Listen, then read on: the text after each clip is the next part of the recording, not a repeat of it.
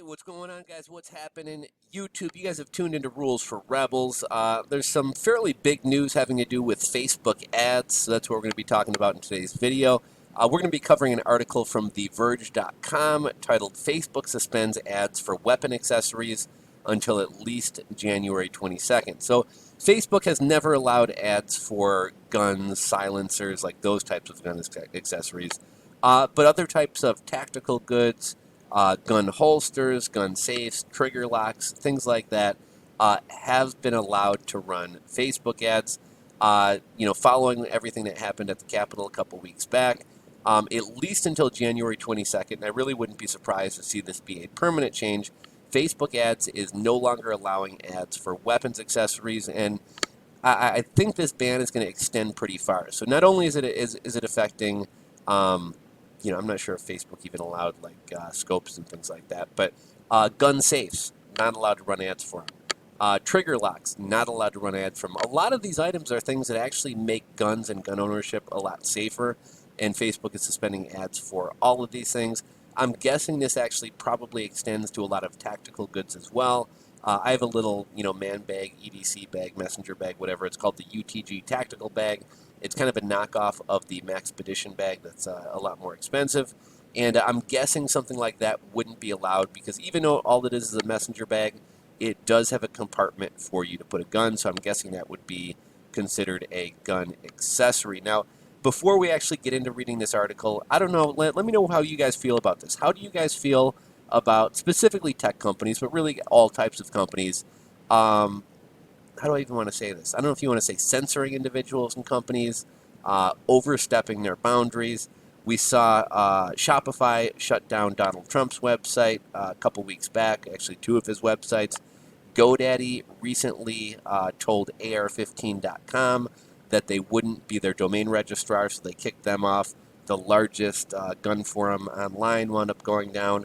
And a lot of people like to say, well, private companies can do whatever they want. And well, generally, I'm in agreement with that. When a lot of these private companies wind up monopolizing certain industries, I don't think we can let them do everything that they want. And also in the case of social media platforms, whether it be Facebook, Twitter, YouTube, at some point these platforms become so large, so big a part of mass communication, and so important to getting a message out that I don't think we can say private company do whatever you want. You can essentially silence views. Imagine if before the election, Facebook, Twitter, all these platforms told Joe Biden, you can't have a page on our site.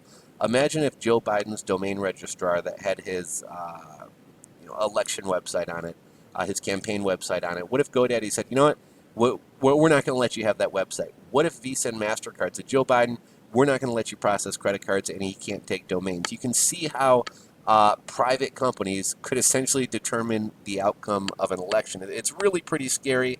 And for all the people who think that only government can censor you, I realize that technically the First Amendment only applies to the government. But in the world we're living in today, private companies and corporations are a lot more powerful than governments. And heck, private companies, corporations, and big money pretty much controls the government. So this is pretty scary.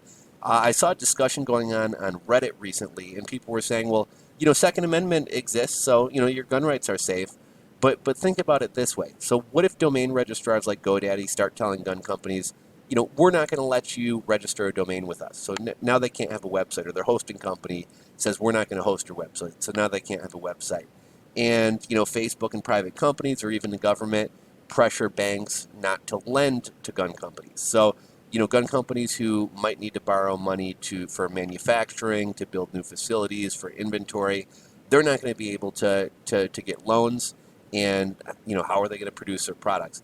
Imagine if Visa and MasterCard told, I guess gun companies don't really sell direct to the public, but I was going to say, in theory, imagine if Visa and MasterCard told gun companies, we're not going to let you process credit cards. Well, yeah, the Second Amendment still exists, but gun companies can't exist, so there's nobody to make the guns. And even if gun companies could exist, what if FedEx and UPS said, we're not going to transport guns, right? Like, they have no way to market their product. They have no way to get money to produce their product. And even if they had some way to get the end consumer to actually buy their product, they can't process payment. So it has to be either cash or cryptocurrencies. Like, I'm just trying to make a point about how much control and how much power private companies have and why this type of stuff is kind of scary. And let me know, maybe some of you guys have some type of like tactical website. I know like the survival niche and tactical good niche and like prepping and things like that are actually pretty hot niches. So let me know if any of you guys run online stores, sell on eBay, sell on Amazon, selling gun accessories, holsters, anything like that. Let me know if this is going to affect you. Let's hop into the article. So this article comes to us from The Verge. Again, it's titled Facebook Suspends Ads for Weapon Accessories Until at Least January 22nd. The company added the temporary ban to its Inauguration Day preparations. Facebook has updated its Inauguration Day preparations to include banning ads that promote weapons accessories and protective equipment at least through January 22nd, out of an abundance of caution. The company said in a new blog post Saturday, "We already prohibit ads for weapons, ammunition, and weapons enhancements like silencers, but we will now also prohibit ads for accessories such as gun safes, vests, and holsters in the U.S., the statement reads. The ban comes after Facebook was criticized for allowing posts across its platforms that promoted and organized the deadly January 6 attack on the Capitol building.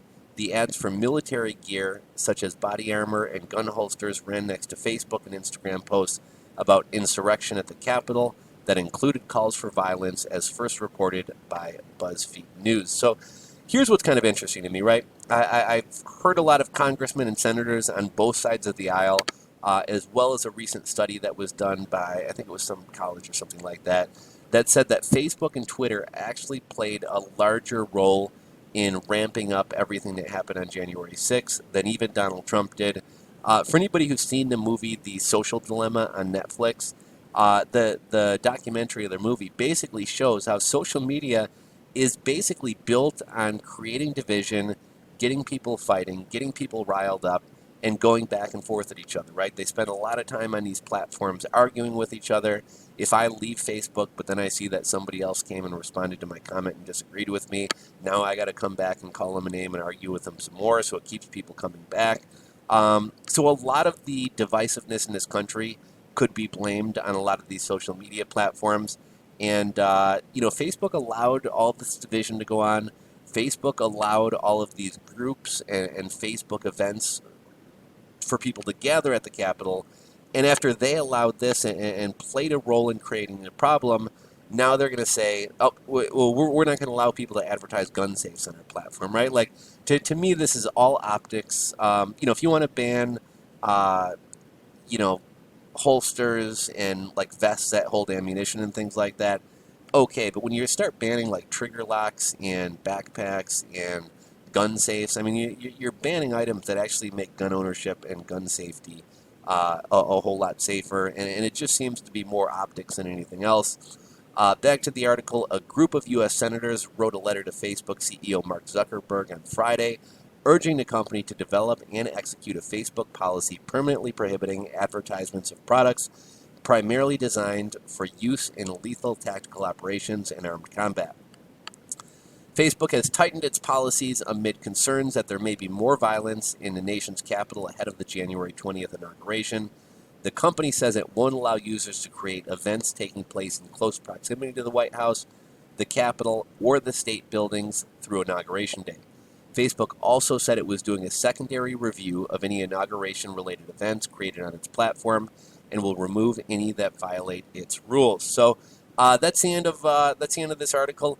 Let me know what you guys think about this issue specifically. Do you think this is a good move or a bad move for Facebook? Do you think this is a good move or a bad move for freedom? Is this actually going to make any difference in anything, or is this just kind of more optics? And then also let me know what you think about, a lot of the kind of, I guess for lack of a better word, tech censorship. What do you think about Shopify shutting down Trump's site? What do you think about GoDaddy.com shutting down AR15.com? What do you think by it? What do you think about a lot of the censorship and additional rules and things like that going on? For anybody who hasn't seen it, this is a little bit of a different issue, but I posted an interesting clip from a recent Joe Rogan podcast where Joe Rogan was interviewing and talking with, I believe, a gentleman who was the head of the ACLU. and he had kind of talked about banning hate speech. And he said, I really think on social media, all speech should remain up there. He said, it's a slippery slope. He said, as soon as you ban hate speech, basically whoever is in control of making the rules, which is government, they're going to ban speech that they hate, not necessarily speech that you hate or that I hate, or even speech that is hateful. They're gonna ban speech that they hate, and pretty much every person, every organization has a bias. Those biases are going to be evident in what speech is banned. This gentleman talked about I think this was way back in like the 60s or something like that. But actually, it might have been even further back than that. But at one point, false speech wasn't protected by the Constitution, but who determines what false speech is? So somebody had spoken out against the president, and the president said that's false speech. That's hateful. You're banned, or I forget what the penalty was or what the consequence was, but think about that. If false speech is hate speech, who determines what's false speech? I don't know. Society's getting into a very weird place. But let me know what you guys think about all of these issues. Drop a comment down below. If you're not subscribed to the channel, click that subscribe button down below. Thanks for watching, and we'll catch you on the next video.